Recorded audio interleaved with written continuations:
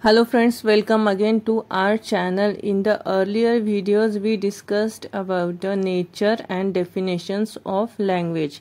Today in this video we will learn about the properties, characteristics or features of language. भाषेची वैशिष्ट्ये आपण आजच्या या व्हिडिओ मध्ये बघणार आहोत. Let's see one by one.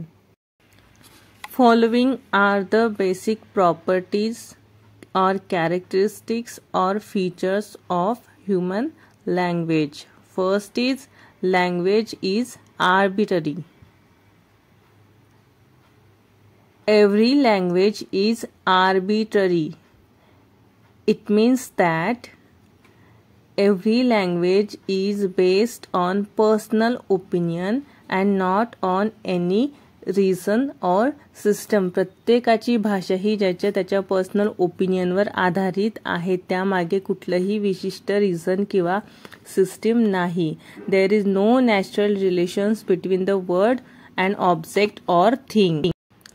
एखादी वस्तू आणि त्यासाठी वापरला जाणारा शब्द यामध्ये परस्पर असं कुठलेही कनेक्शन किंवा संबंध त्यामध्ये नाही आहे.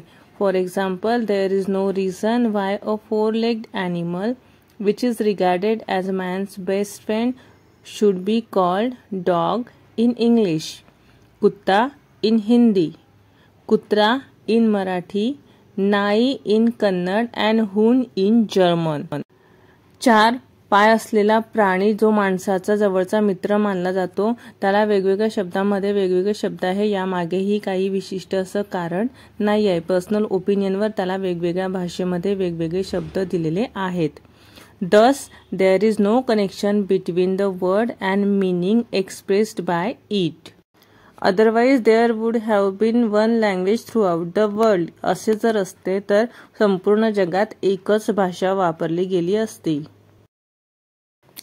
Second is language is signaling system. Human language is signaling system. मानवी भाषा जी आहे सिग्नलची सिस्टीम आहे.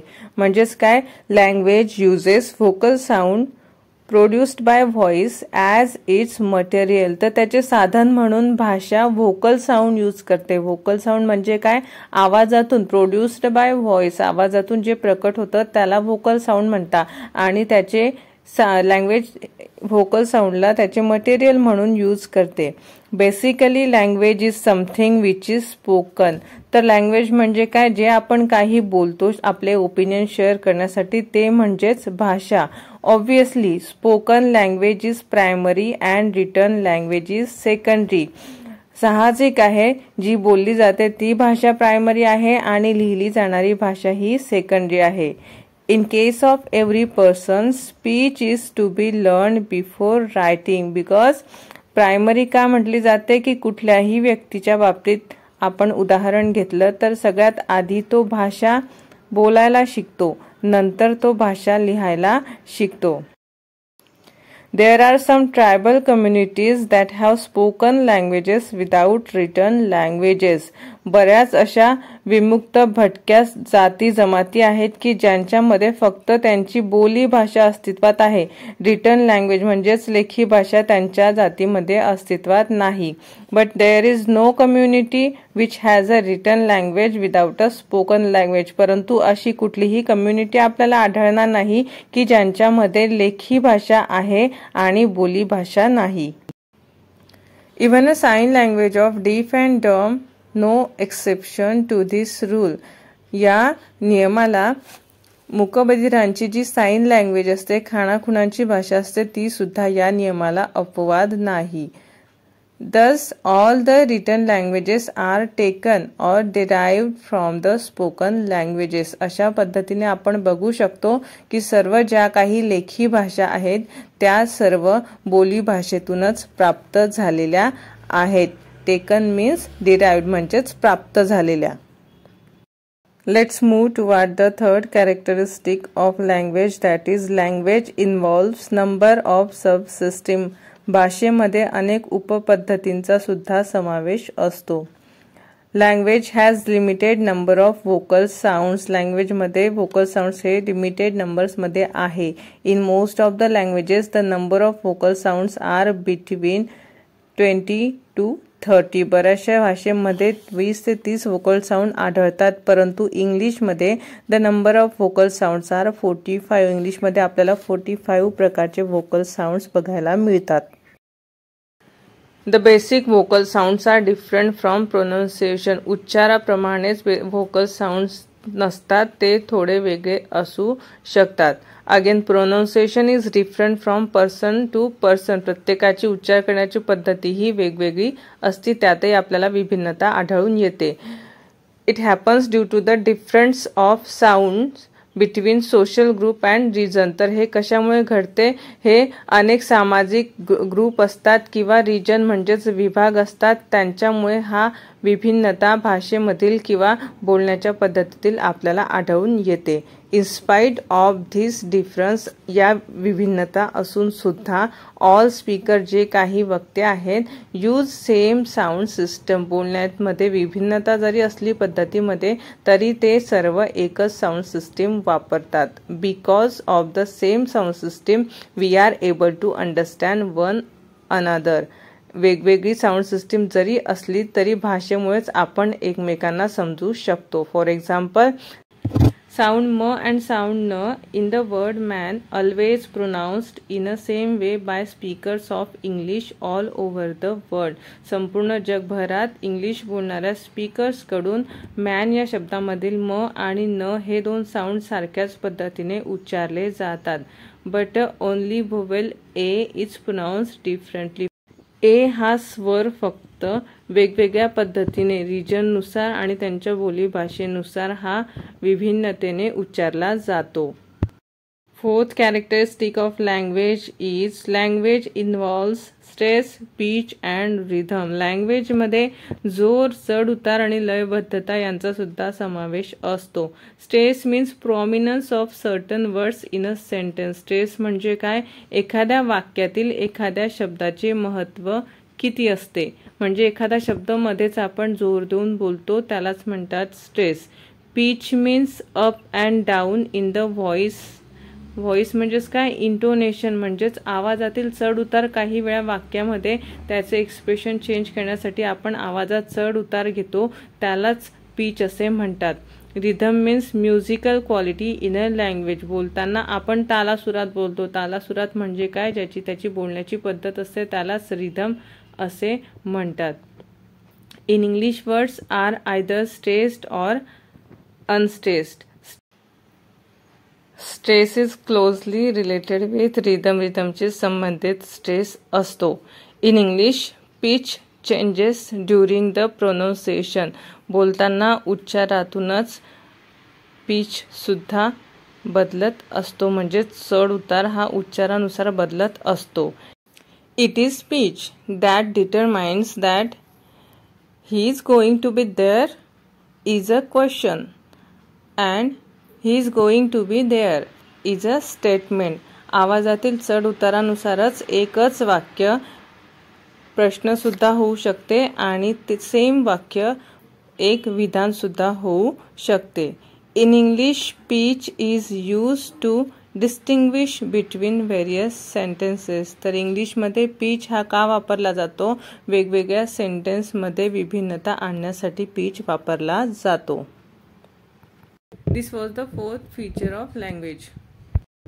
Fifth characteristic of language is a powerful means of communication. Obviously, language is a powerful means of communicating our thoughts and feelings. आपले विचार आणि भावना प्रकट करण्याचे किंवा एकमेकांशी शेअर करण्याचे लँग्वेज म्हणजेच भाषा एक प्रभावशाली मीडियम आहे.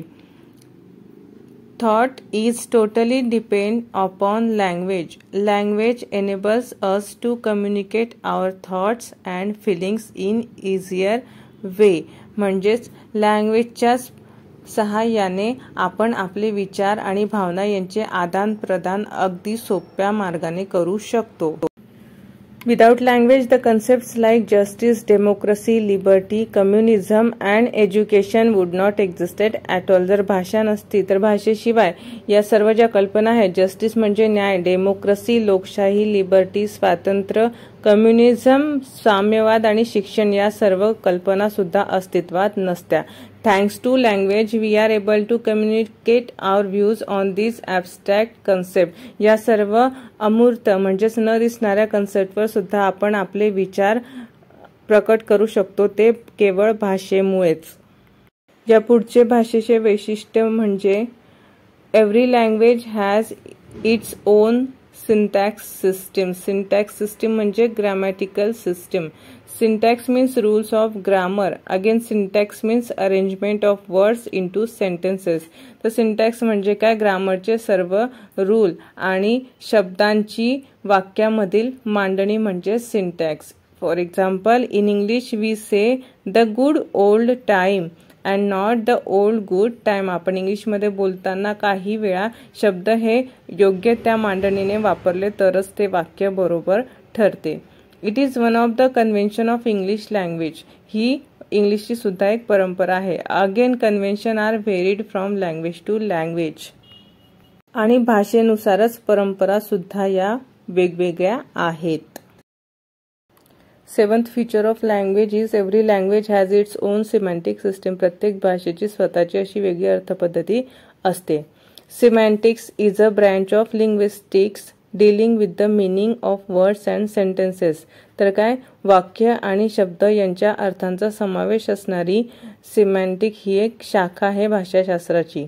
The meaning of each and every word depend upon other words in a sentences. एखादा शब्द किंवा वाक्य हे एकाच वाक्यातील दुसरे शब्द किंवा वाक्यांशी संबंधित असतात. It is clear in the words which denotes military ranks. काही असे विशिष्ट शब्द असतात की त्यांचे उच्चार हे विशिष्ट अशा फील्डशी आपल्याला परिचय देतात किंवा त्यांचे ते प्रतिनिधित्व करतात. For example, captain, major, colonel हे सर्व शब्द जे आहेत ते मिलिटरी रँकमधील शब्द आहे किंवा त्यांचा उच्चार केल्याबरोबर मिलिटरीची आपल्याला त्या ठिकाणी आठवण होते. Next feature of language is a system of vocal sound. आवाजातून निर्माण होणारे व्होकल साऊंड्स यांची सिस्टम म्हणजे लँग्वेज होय. All the sounds are symbolic symbols. सगळे जे साऊंड्स असतात ते एक प्रतिकात्मक चिन्ह असतात. Stands for something rather than themself. त्यांच्यापेक्षा ते स्वतः दुसरं कशाचं तरी प्रतिनिधित्व करतात. एका आवाजाचं प्रतिनिधित्व ते करतात. A symbol is a kind of sign but not all the signs are symbol. Symbol म्हणजे एक चिन्हाचं रूप असतं, परंतु सगळे साइन्स हे सिम्बॉल नसतात. Some signs are representational. प्रातिनिधिक स्वरूपात काही साइन्स वापरले जातात. For example, the traffic sign of 2 children running into the road is representational. तर एखादा बोर्ड असतो ज्या ठिकाणी 2 मुलं धावतायत, ते चिन्ह प्रतिकात्मक असतं. कशाचं? तर पुढे शाळा आहे. किंवा is actual picture of the danger ahead of motorist. मोटरिस्टला सांगण्याचा ते एक उद्देश असतो की पुढे डेंजर आहे, तुम्ही गाडी हळू चालवा. 9th feature of language is language enables us to influence behavior of the people. Human cooperation is possible only because of language. मानवी आदान प्रदान किंवा एकमेकांशी सहकार्य हे लँग्वेजमुळे शक्य आहे. This is human cooperation surpasses the cooperation of animal world. प्राण्यांच्या जीवनाला मागे टाकते. प्राण्यांच्या ज्या सवयी त्याला मागे आपण का टाकतो? तर आपल्याकडे लँग्वेज सारखे प्रभावी माध्यम आहे. In other words, language is not only an element in culture but the basis of the cultural activities. तर शब्दात सांगायचं झालं तर लँग्वेज फक्त एक संस्कृतीचा भाग नाही, तर तो एक कल्चरल ॲक्टिव्हिटीज ज्या आहेत त्याचा पाया आहे. Without language culture is not possible. संस्कृती सुद्धा लँग्वेज शिवाय पॉसिबल नाही. Without language there would be no literature at all. Language जर नसेल तर त्या ठिकाणी कुठल्याही लँग्वेजवर आधारित कुठलेही साहित्य सुद्धा नसते. In literature author can communicate himself by making stylistic use of language. शैलीदार भाषा वापरूनच एक इफेक्टिव्ह दर्जाचं साहित्य कुठलाही साहित्यिक किंवा लेखक देऊ शकतो. These are the properties or characteristics or features of language we have seen. I hope you understood whatever we have learned in this video. जे काही टॉपिक्स किंवा पॉइंट्स आपण आजच्या व्हिडिओमध्ये बघितले ते तुम्हाला समजले असतील अशी आशा करते. असेच नवीन नवीन टॉपिकवरील व्हिडिओजचे नोटिफिकेशन मिळवण्यासाठी तसेच मला सुद्धा नवीन नवीन व्हिडिओज बनवण्यासाठी इन्स्पिरेशन मिळावी म्हणून चॅनलला सबस्क्राइब करा. व्हिडिओ आवडला असेल तर लाईक नक्की करा. तसेच आपल्या फ्रेंड्स सोबत जास्तीत जास्त हा व्हिडिओ शेअर करा. Thanks for watching. Keep learning, keep growing. Till then, goodbye. Take care.